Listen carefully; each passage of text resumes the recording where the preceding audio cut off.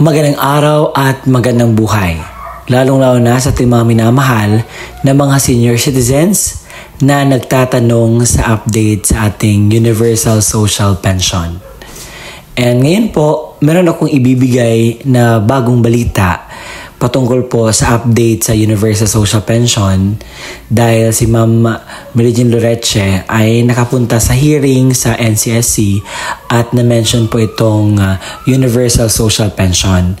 And ipaparinig ko sa inyo ang panayam or interview nang sa gayon po ay kayo po ang maka-discover kung ano po yung balita na context nito.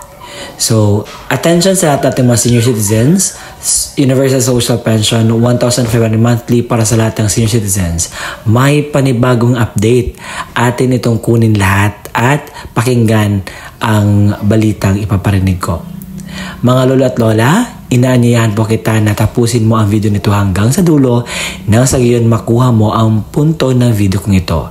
At kung ikaw ay bago pa lang sa aking YouTube channel at gusto mo ang ganitong content na pinag-uusapan palagi ang update sa ating mga senior citizens na payout, benefits at sa mga balita ay isubscribe mo na ang aking YouTube channel. At kung gusto mo na maging updated ka sa mga videos na i-upload ko pa dito sa aking YouTube channel, ay i-bell notification mo na. Nang sa gayon ay updated ka, kada upload ko ay meron kang detalye sa mga iba-vlog ko. Kaya naman, hindi natin papapatagalin pa ang oras na pag-uusapan ang bagay na ito.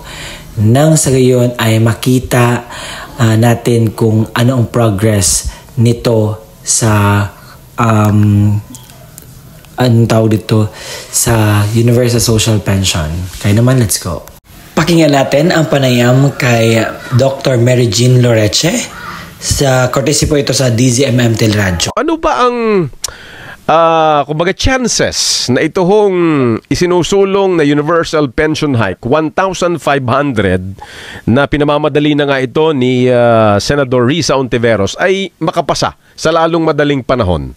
Base sa ating pinuntahan, no? We were part of the Senate hearing nitong Miyerkules lang. Opo. Mukha namang ang ating mga mambabata, si Senator Erwin at si Senator Risa Ontiveros, ay talagang puspusan ang kanilang paniniwala na dapat ito ay maisabatas.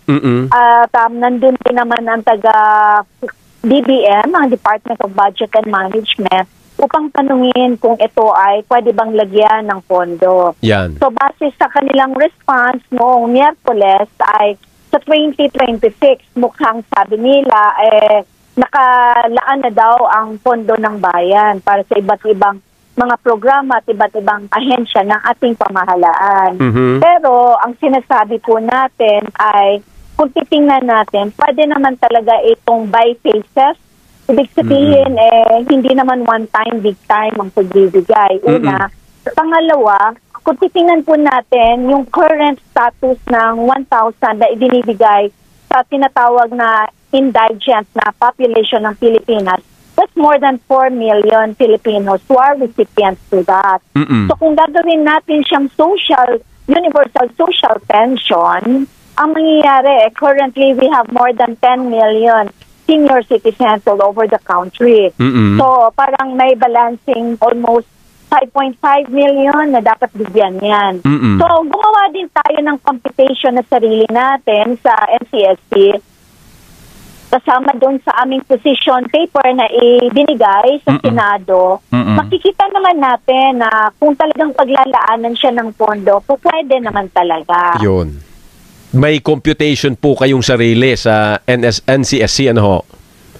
Opo, kasi Prof, kailangan nating tingnan dahil ako, paniniwala ko, being a medical doctor, at napansin ko na hindi naman lahat ng dapat ibigay ay ibigay natin. Ibig sabihin, there has to be a proper balance between our capacity, our economy, vis-a-vis the needs of other sectors and not just the seniors. Right. Pero base sa aming computation at 1,000 pesos, kung ipapantay natin sa lahat, hindi muna tayo mag-1,500, ay siguro this is more doable and realistic.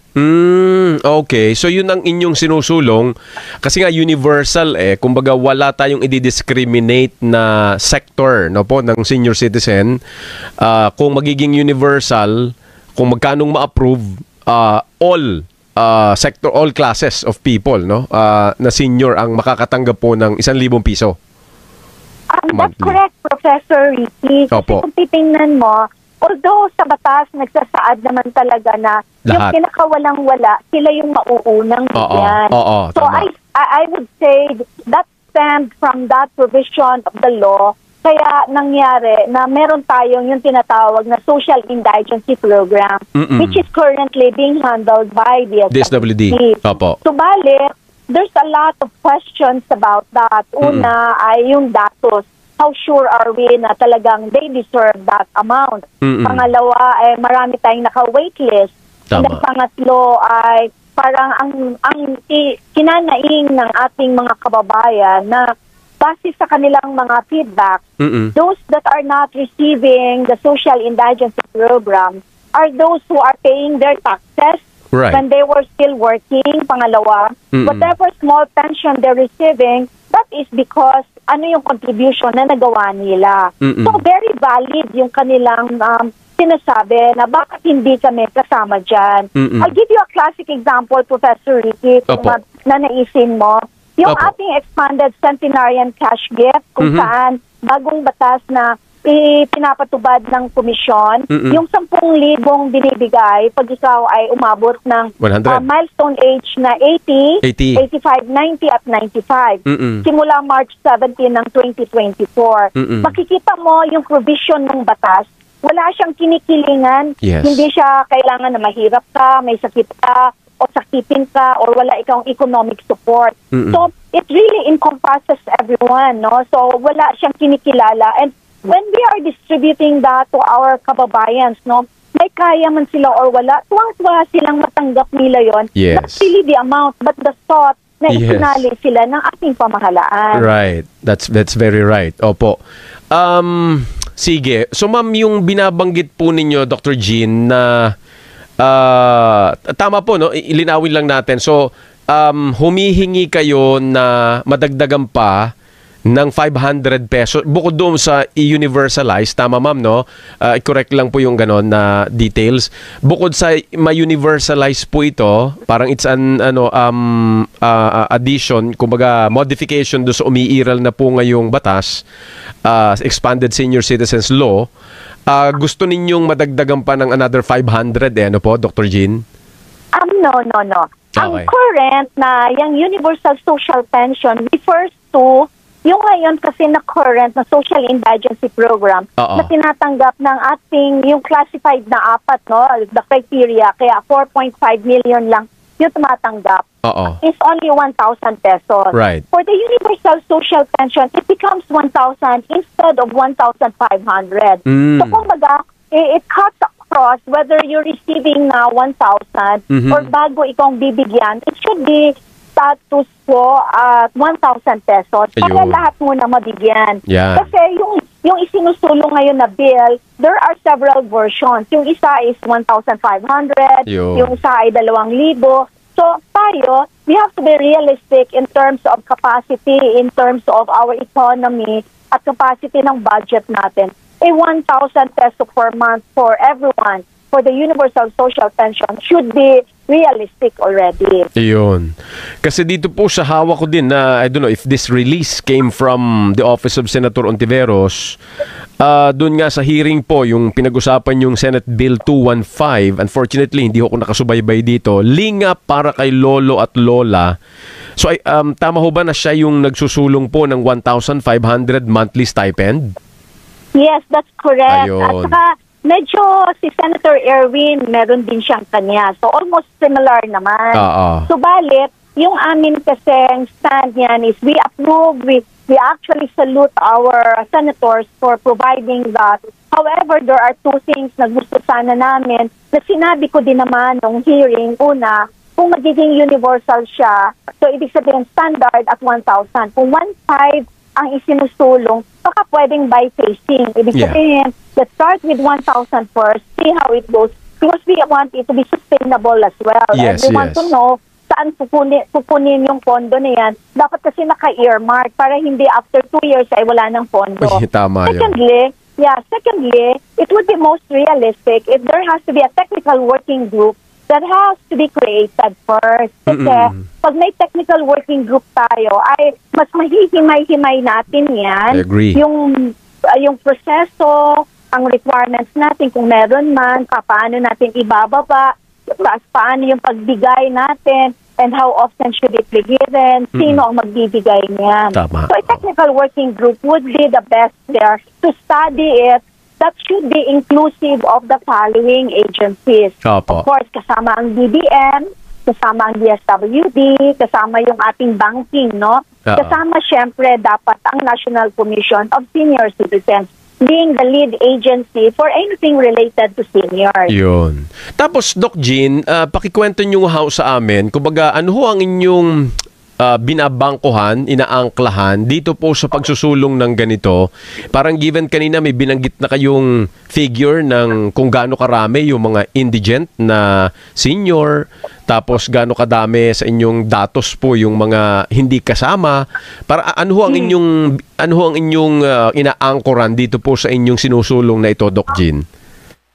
Una sa lahat, sa current ngayon na binibigyan ng DSWD, base nga doon sa indigency na yan, meron silang more than 4 million recipients. If I'm not mistaken, that's around 4.6 to 4.8 million. Ang ating status ngayon, ang ating base sa PSA, as of 2025, meron tayong 10,986,000 senior citizens who are 60 years old and above. So, kung yan ay atin yang i-compute at 1,000, yung ating 10.986 million Filipinos, that's around 131.8 billion a year. So, that's where we are coming from. Pangalawa, we also believe na, para ba siyang it's a cycle of sa economics, no? Pag may pera kasi yung ating mga seniors, they're able to buy kung anong kailangan nila. So, it reverts back to the economy. Kasi syempre, kung may pera kang pambili, magagamit mo yon, babalik din naman siya, di ba? Parang ikot lang yan siya. Opo. So, that's the purchasing power of whatever amount na ibinibigay sa kanila. Yung may tanong lang po rito, yung bang mga nakakatanggap na po ng SSS pension will be, ano pa rin dito, parang eligible kung sakali? If it's a universal, Professor Ricky, then it becomes everyone. As long as you are 60 and beyond, then you are able to receive that. Wala siyang kikilalanin Kasi we're veering away from being so stringent in our criteria to the point na naku-question tayo. Kasi marami din namang kwentong lumalabas na okay naman yung pamilya niya, bakit siya tumatanggap? Bakit ako 5 taon na naghihintay na walang-wala? Bakit ako walang tinatanggap? So, it all goes back to being inclusive with no senior being left behind. However, kailangan siguro natin i-strengthen ang datos. So, I always believe that the data, the registration, the registry should be put in place. Agree din ho ako dyan, 100%. Lagi kong binabanggit kasi din, Doc Jean, ito parang sideline din kasi nabanggit ninyo yung, and I'm really glad na nabanggit po ninyo yung pag-aayos ng datos, and even nabanggit nyo kanina yung pag-aayos ng mechanisms like sino bang hahawak nito, ano bang proseso, ano bang papel ng LG uli dito, yung mga ganon. Kasi nung umupo, kung natatandaan nyo, Doc Jean, si Senator Erwin Tulfo before as DSWD Secretary, yung isa sa, ewan ko, hindi natuloy kasi tumanggap din ng maraming criticism even sa social work profession, DSWD itself, no? Kasi kulang daw sa tao. Yung ito ay mawala sa kamay po ng LGU. Kasi parang anong nangyayari, napupoliticize Ano ho bang sa NCSC, ano bang inyong kwan dyan? Ano bang inyong assessment po?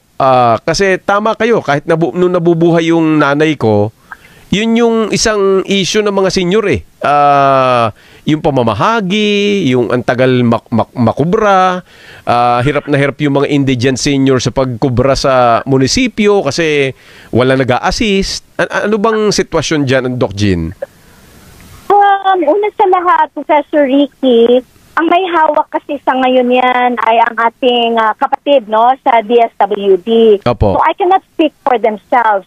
But what I can say is this, based on our experience sa NCSC with the implementation of the expanded centenarian cash gift na 10,000 plus the centenarian of 100,000 to 100 years old, kami kasi ang actual humahawak with the schedules.